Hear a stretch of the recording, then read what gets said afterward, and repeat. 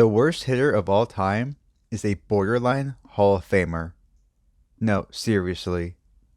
This video will explain who the worst hitter of all time is and why he's a borderline Hall of Famer. This worst hitter of all time isn't just the player with the worst offensive stats. It's also the player who played long enough to have a Hall of Fame length career. The player with the worst offensive stats of all time did not have a long enough career, in my opinion, to qualify for the Hall of Fame. So, we need to find who was the worst hitter with a long enough career. You may have already heard of the player with the worst offensive stats in baseball history, and that is catcher Bill Bergen. There's multiple videos made about him already, so I won't go into too much detail about him. All you need to know is that he is the worst hitter of all time, by a lot. However, his career wasn't long enough for Hall of Fame consideration. There are rules from the Baseball Writers Association about how long a player has to play baseball to be eligible for the Hall. Well, one rule. A player has to play in at least 10 seasons to be eligible to be elected into the Hall of Fame. Bill Bergen did technically play in parts of 10 seasons, but only has about 3,200 career plate appearances. For Hall of Fame consideration among position players, that would be a very low amount. There's no rule for the number of plate appearances a player needs to be eligible for the Hall, but I've come up with an idea for a minimum amount. In Major League Baseball, a player needs a minimum amount of plate appearances to qualify for various leaders in statistics for a single season. Rule 9.22 states a player needs at least 502 plate appearances in a season to qualify for the leaderboard for batting average, on-base percentage, or slugging percentage. If a player has fewer than 502 plate appearances, he cannot qualify for the leaderboard. That 502 minimum led me to believe a Hall of Fame length career should be at least 10 seasons with at least 5,020 plate appearances. The player who has the fewest number of plate appearances in the Hall of Fame is Chick Hafey, who has 5,116 career plate appearances over 13 seasons. Feel free to disagree, but I believe 5,020 is a solid minimum amount of plate appearances a player ought to have to be eligible for the Hall. And of course, I'm referring to strictly position players. So, the big question is, who is the worst hitter of all time to play in at least 10 seasons and to have at least 5,020 career plate appearances? That player is Mark Belanger. Belanger was a shortstop who played from 1965 to 1982, all but one season with the Baltimore Orioles. His career accolades include one All-Star Game appearance, MVP votes in 3 seasons, 8 Gold Gloves, 4 World Series appearances, and 1 World Series win. He is third all-time for most games played as a Baltimore Oriole, just behind Brooks Robinson and Cal Ripken Jr. He was a key player in the lineup during Baltimore's most dominant run in history, is one of the great Orioles in franchise history, and he's probably the worst hitter of all time. Belanger has a slash line of 228, 300, and 280. That's a 580 OPS and an adjusted OPS of 68. Among all hitters all time, with at least 5,020 career plate appearances, Belanger ranks 10th for lowest adjusted OPS and 3rd for lowest OPS.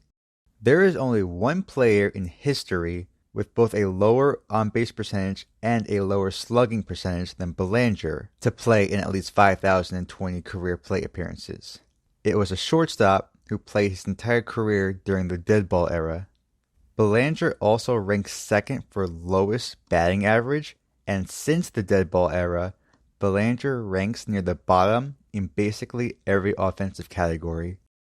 Since Belanger's retirement 40 years ago, There have only been 27 instances in which a player had at least 502 plate appearances in a season to have a lower OPS than 580. Belanger averaged that over 18 seasons. Over that 18-year career, Belanger hit 20 home runs. There were over 100 players in 2021 that hit at least 20 home runs. Safe to say, one of the worst hitters to have at least 5,020 career plate appearances, if not the worst hitter. So the question again is, if he's such a bad hitter, why is he a borderline Hall of Famer? His defense. Mark Belanger is regarded as one of the greatest fielders of all time.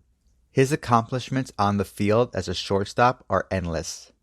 One specific statistic I'm fond of is his defensive WAR. Belanger's 39.5 D-WAR ranks second all-time, only behind Ozzie Smith. Belanger managed his impressive D-WAR despite playing in several hundred fewer games compared to the others on top of the list. Had he had more playing time, Belanger could have been number one. Ozzie Smith averaged one defensive WAR every 56.81 games.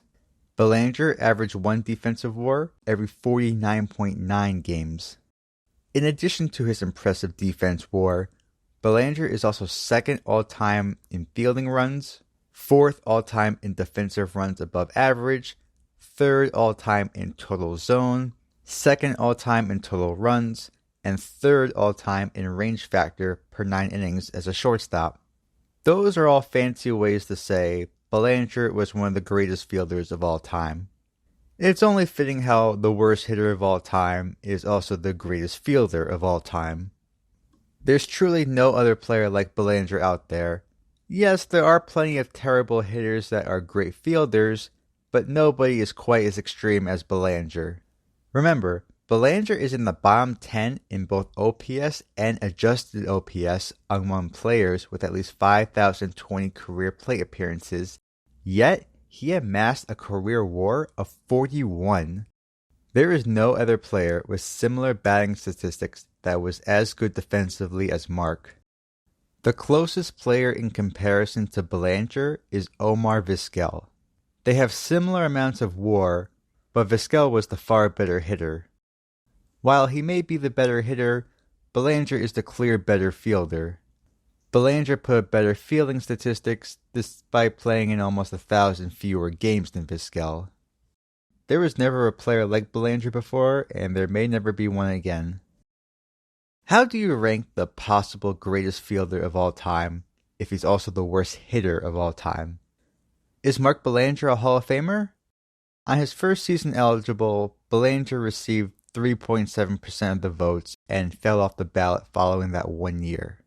Should he be elected into the Hall of Fame by the Veterans Committee? On one hand, he's statistically one of the worst hitters of all time. Despite a high WAR, he still falls short of the average for a shortstop. On the other hand, he's possibly the greatest defensive player of all time and has many accolades to his name. Most people will probably say no, but I say yes.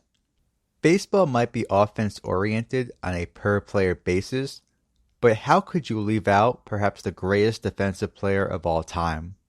It's not the Hall of Offense, it's the Hall of Fame. Ozzie Smith is credited as not only the greatest defensive shortstop of all time, the greatest fielder of all time, period. Belanger only played in about 70% of the games Smith did, yet they have very similar amounts of defense WAR. Had Belanger had the same playing time as Smith did, there would definitely be a debate over who was the better fielder. If Smith is in, I say put Belanger in.